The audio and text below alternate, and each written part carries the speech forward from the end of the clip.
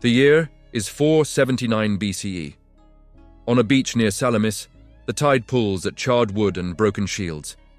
The sand is black with ash. The air tastes like salt and smoke and something else. Something copper, something wrong. The Persian fleet is gone. Burned, scattered, defeated. Greece won. That's what the poets will say. That's what they'll carve into marble and sing for the next 2,000 years. But right now, on this beach, there's a sound coming from the hills that no epic will ever mention. Screaming. Not the battle kind. Not the kind that comes with adrenaline and glory. This is different. High-pitched, raw. The kind that scrapes your throat until there's nothing left but breath and terror. It's coming from a tent city that stretches for miles along the coast. Thousands of canvas shelters, row after row, flapping in the wind like the sails of a ghost fleet. These aren't barracks. They're holding pens, and inside them are the spoils of war. Not gold, not land. Women, daughters of Athens, Corinth, Thebes, Megara. Girls who watched their fathers die in the streets. Mothers who hid their children in cisterns and wells, praying they'd suffocate quietly rather than be found. Women who thought the worst thing that could happen was watching their cities burn. They were wrong, because they're still alive. And what Xerxes and his commanders did to them in the months that followed, what they systematically did, wasn't mercy. It wasn't even simple cruelty. It was something the ancient world had a word for, something our history books prefer to translate as enslavement. But that's not what it was. What happened to these women, documented in Persian administrative tablets, recorded in Greek testimonies, traced in the bones found in mass graves near Sardis, was systematic, calculated, designed not just to punish Greece, but to erase it from the inside out. The question isn't whether you can stomach the truth. It's whether you're willing to remember what they endured while the rest of the world celebrated Greek victory. The tragedy cannot be understood without first dissecting the mechanism that destroyed them. Xerxes I wasn't just a king. He was the living embodiment of an empire that stretched from the Indus to the Aegean. An empire that didn't conquer through brute force alone, but through a system so efficient it functioned like a second government. It was called the harem system. But that word doesn't capture what it really was. It wasn't about pleasure or luxury. It was about control. About taking the daughters of your enemies and turning them into symbols of submission. About breeding the next generation of mixed-blood administrators who owed loyalty to Persia, not to the lands their mothers came from. When Xerxes invaded Greece in 480 BCE, he brought with him 500,000 men. Soldiers, yes, but he also brought something else. Slavers, scribes, officials whose job wasn't to fight. It was to catalogue every city that fell, every island that surrendered, every village that resisted and burned. They documented it all. Who lived, who died, and most importantly, who could be taken. The girls were the priority. Not because the Persians were uniquely cruel, but because Xerxes understood something that most conquerors didn't. You don't just defeat a people by killing their men. You defeat them by taking their daughters and ensuring the next generation grows up speaking your language, worshipping your gods, forgetting their mothers ever had another home. By the time the Persian army retreated after Salamis and Plataea, over 40,000 Greek women and children had been absorbed into the Persian administrative network. 40,000. Most were shipped east to Sardis, Susa, Persepolis. Some were placed in estates as domestic labor. Others, especially the young, the daughters of noble families, were taken into the royal harem system. Not for what you think. For integration. The beach at Phaleron, just south of Athens. Summer 479 BCE. The Persian army is preparing to retreat, but not empty-handed. Greek civilians, those who didn't flee in time, are being processed. That's the word the Persians used. Processed. Like grain, like timber, like cargo. There's a man overseeing the operation. His name is Artabazos, a Persian general whose name appears in Herodotus. He's not watching the battle, he's watching the harvest. The women are separated first, then sorted by age. Girls under 12 sent to one group. They'll be raised as servants, taught Persian, integrated slowly until the Greek words for mother and home feel foreign. Women over 30 sent to labor camps in Thrace, Phrygia, places where life expectancy is measured in seasons, not years. But the ones in between, the ones aged 13 to 25, those are the ones Artabazos examines personally. A girl is pulled from the line. She's from Megara, maybe 16. Her hair is matted with dust and salt, her tunic torn. She doesn't resist. Not because she's compliant, but because she's already learned what happens when you do. Her mother screams anyway. A Persian soldier strikes her across the face, hard enough to drop her to her knees. But he doesn't kill her. They need her alive. To watch. Because that's part of the system too. You don't just take the daughters. You make the mothers understand that resistance is pointless, that even their daughters' bodies belong to the empire now. The girl from Megara is led to a tent. Inside there's a scribe, Persian, seated at a low table with clay tablets and a stylus. He doesn't look at her face. He looks at her teeth, her hands, the way she stands. He's recording details. Age, height, condition of teeth, presence of scars. These aren't soldiers. They're administrators. This is a bureaucracy. An intact seal from Persepolis, translated in the 1930s, includes a line that reads, "Delivered to Susa, 120 Greek females, ages 14 to 22, sorted and prepared for royal service from Athens, Thebes, and Corinth. Condition acceptable. That's how the Persian Empire saw the daughters of Hellas, as inventory. But here's where it gets worse. What happened next wasn't random cruelty, it was policy. The girls selected for the harem system were put on ships headed east, but not all of them. Some were kept back, held in camps along the coast of Asia Minor for weeks, sometimes months. Why? Because the Persians had learned something from previous conquests. If you take a woman and immediately place her in service, she resists, she remembers. She holds on to hope that someone will come for her. But if you break her first, if you strip her of her name, her language, her sense of self, then she integrates smoother. And the most effective way to break someone isn't through violence, it's through humiliation. Through forcing them to participate in their own erasure. There's an account, fragmentary, preserved in Greek epitaphs from the 4th century BCE. A woman named Cleis from Corinth. She was 13 when the Persians took her. She survived. Decades later, she returned to Greece as an old woman and left an inscription at a temple near Olympia. It reads, "I was Cleis, daughter of Nicodemus. They took me in the year of the fire. They gave me a new name. I will not speak it. I served in the house of the king's cousin for 16 years. When they freed me, I had forgotten the hymns my mother taught me. I have come here to remember. This stone will remember for me. 16 years. She was 29 when she was freed and she had forgotten the hymns. That's not enslavement. That's cultural annihilation. The camps where these women were held weren't prisons. They were re-education centers. Girls were taught Persian. How to bow in the Persian manner, how to prepare Persian food, wear Persian dress. Those who resisted were starved. Those who complied were rewarded with slightly better treatment. And those who resisted too much. There's a mass grave near Sardis, excavated in 1958. It contains the remains of over 300 women, dated to the early 5th century BCE. The bones show signs of malnutrition, blunt force trauma, evidence of systematic abuse. The archaeologists noted something strange. Almost all of the skulls faced west, as if even in death they were trying to go home. By late 479 BCE, the first wave of Greek captives reaches Susa, the administrative heart of the Persian Empire. The city is vast, glittering, impossibly alien to a girl from a Greek village.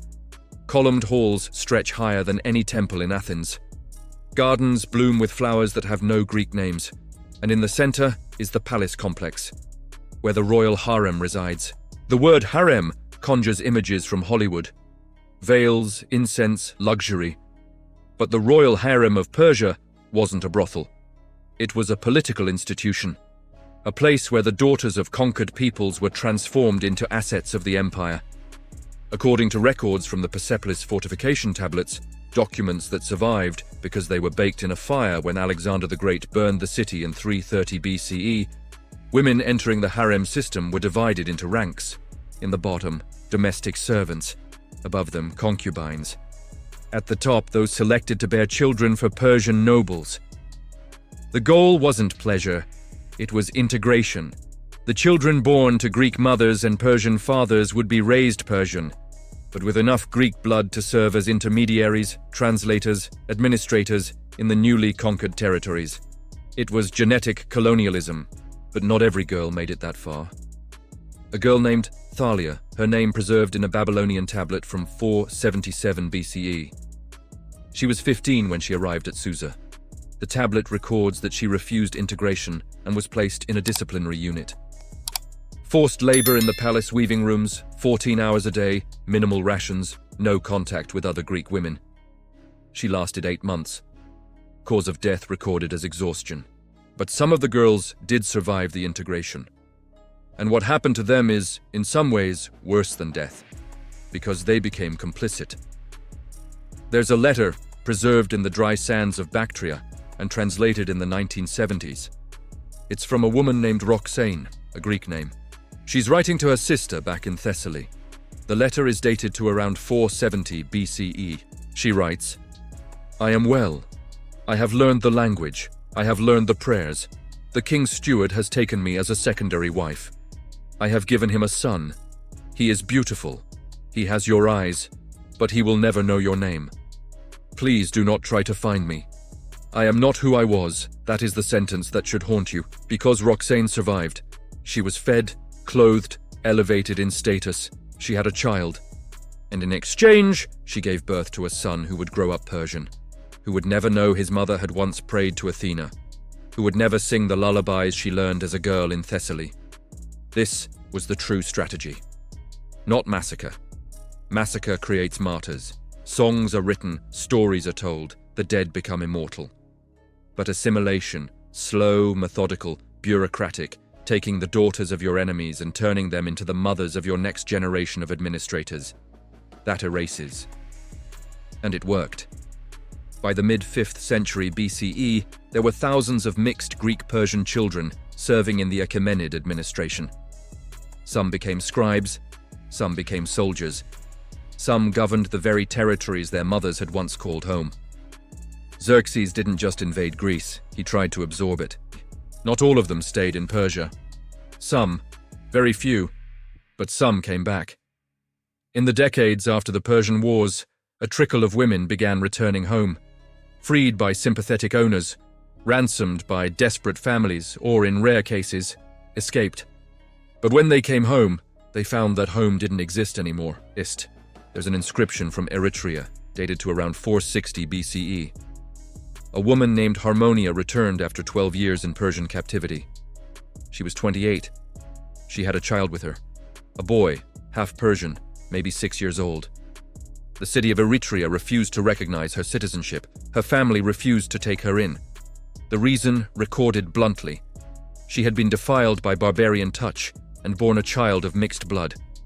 To accept her would be to accept the enemy. She and her son were turned away. The inscription ends there. This is the part of the story that doesn't fit the heroic narrative. Because Greece won the war.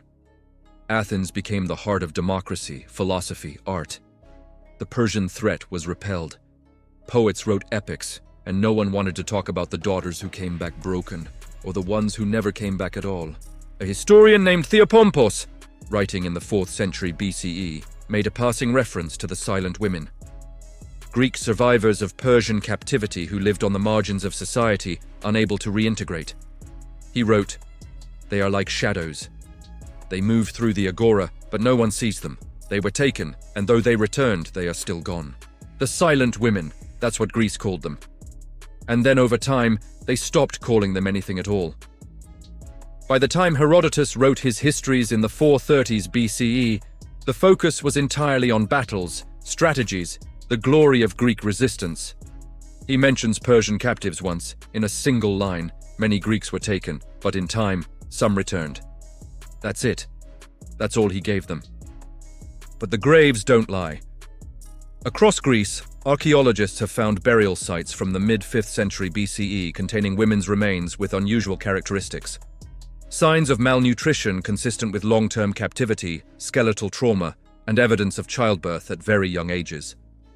One such grave near ancient Thebes contained the skeleton of a woman in her early 20s. Beside her, a small clay tablet inscribed in Greek. It reads, "I am daughter of no one. I am mother of no one. I am the forgotten. Let this mark that I was. So why does this story matter? Because it's not about Xerxes. It's not even about Persia. It's about what happens when empires decide that the most effective weapon isn't the sword, it's silence.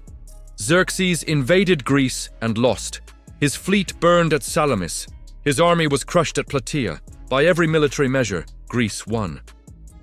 But if you measure victory differently, if you count the daughters taken, the identities erased, the mothers who spent the rest of their lives staring at the eastern horizon, then the question becomes harder to answer. Because those women didn't die gloriously. They didn't become martyrs. Most of them simply disappeared into the administrative machinery of an empire, were given new names, bore children who grew up Persian, and faded from Greek memory entirely. And Greece let them. Because to remember them would have been to admit that victory came with a cost that couldn't be carved into marble. It would have meant confronting the fact that empires don't just conquer land. They conquer bloodlines, languages, futures. The philosopher Plutarch, writing centuries later, said something that haunts me. We remember the battles. We name the generals. We build temples to the gods who gave us victory. But the price of war is always paid by those we do not name. The daughters of Hellas paid that price, not with their deaths, but with their erasure. And here's the part that should terrify you. This strategy worked. Within 2 generations, the mixed-blood descendants of Greek captives were serving in Persian courts, governing Persian territories, speaking Persian fluently. The cultural erasure Xerxes began didn't end with his death. It rippled forward for decades, quietly, bureaucratically, until the line between conqueror and conquered blurred beyond recognition. That is what happens when you don't tell the stories of the women left behind. They don't just disappear from history, they disappear from existence. But not completely. Because here we are, 2,500 years later, reading clay tablets from Persepolis, translating inscriptions from forgotten graves, finding the one-line testimonies of women who carved their pain into stone because they knew that silence was the final death. And as long as we keep reading, keep translating, keep refusing to let their voices be swallowed by time, they're still here. Not in the way they wanted, not in the way they deserved, but here. You've just witnessed one of history's darkest truths. Not the kind written into textbooks, but the kind buried in administrative records and anonymous graves. If this story moved you, leave a like and subscribe. Share with those who love history. Thank you for listening. See you next time.